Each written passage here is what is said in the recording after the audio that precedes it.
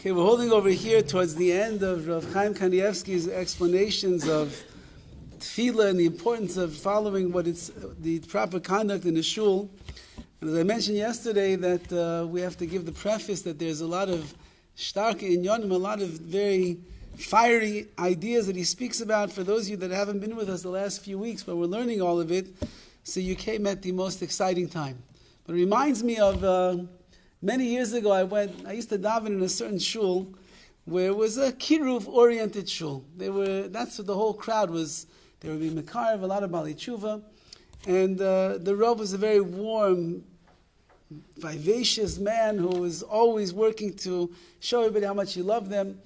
And there was one poster in that shul that never made sense to me. You're trying to be Mekarev and show them how beautiful Yiddishkeit is. There was a poster of the Beis HaMikdash. And on the base of it said in the poster, if you talk in shul, your children will die. Chas v'chalila. That's what it said. If you talk in shul, your children will die. That's what it said. So I once brought someone to the shul, and they had not been in an Orthodox shul maybe ever in their lives. And we came for a shiur.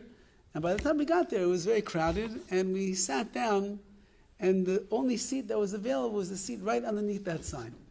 So this fellow looks up at the sign, and he sees the following words: if you talk in shul, your children will die.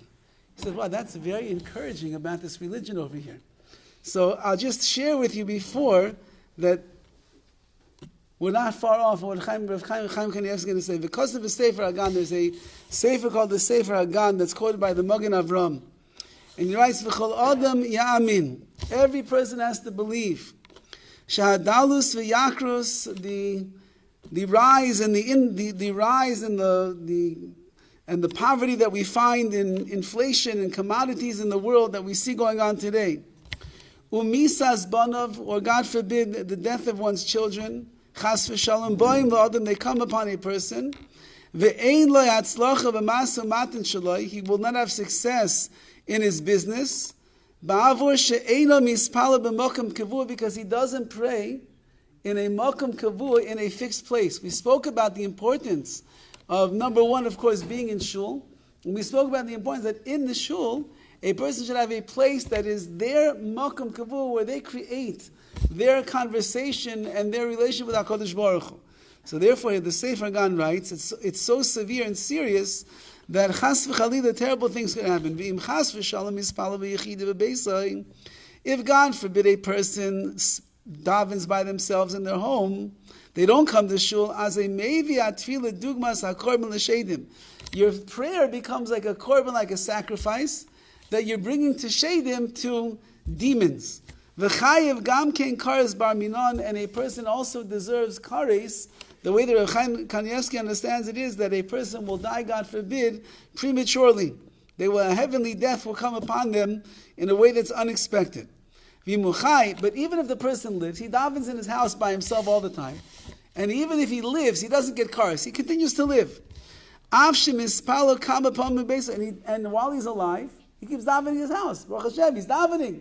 We say, it's not that he's not davening. He's davening 3 times a day. Shachris, Mincha, Marev. Shachris in the kitchen, Mincha's on the couch, Marev's in his bed. But he davens 3 times a day. Baruch Hashem.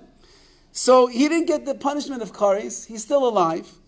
As Yoreh min achasav, he's going to lose his property as well. Va'ani chashiv kameis, because we know that the Gemara tells us that a poor person is considered to be like he is dead.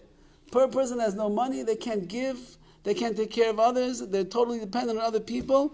It's chashiv kameis, it's as if that person is dead. Or God forbid, his children will die in his lifetime. The gam kein chashiv kameis, that's also a person considered to be like they are no longer here. So says Rav Chaim Kanievsky, he's quoting the Sefer Hagan, that a person has to be particular, and he's only quoting one of the halachas that we learned, and that is to make sure that you're davening b'makom kavu in a fixed place, and the fixed place has to be inside the shul. Someone who fears and trembles from the word of Hashem, if he wants to protect himself from losing his money, from, God forbid, the death of children, the more so, the death of his own self, right? That's what he's saying. That's the things that could happen over here. Yaseh le'makom kavua, he should fix for himself a set place. Af b'yishuv, with the space and the like, lihispalil tamid b'makom echad, so that he davens always in the same place. Ad kan l'shaynoi. Those are the words of the Sefer Hagan. So that's one halacha of just making sure that you daven in a fixed place.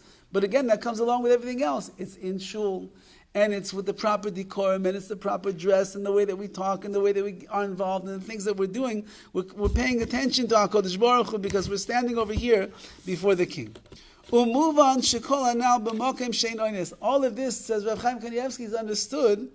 It's talking about a case where there is no onus, meaning that you are not under duress, meaning you could get to shul, you could have a malkum kavur, you could have all these things. But if a person would be in an extenuating circumstance, but he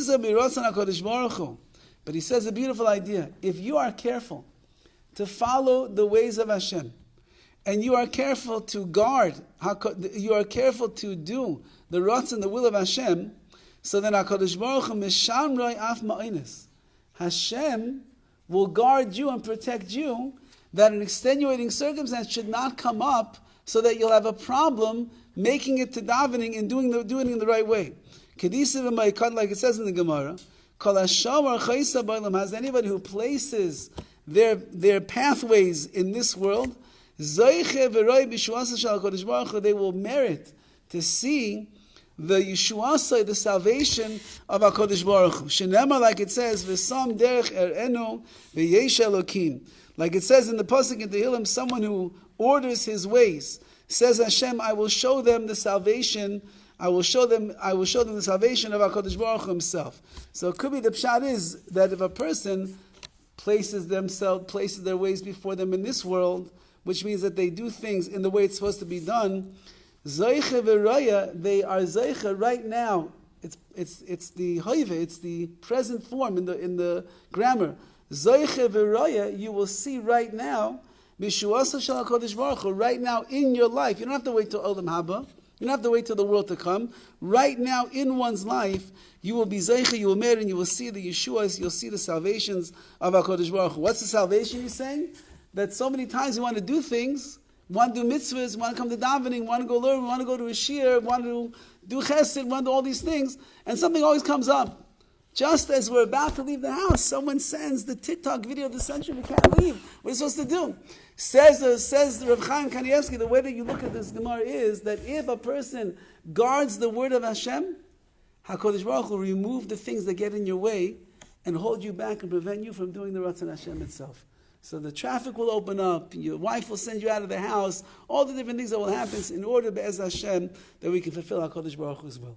Okay, we still have more in the world of TEFILLAH. We'll see that in Mitzvah Hashem next week.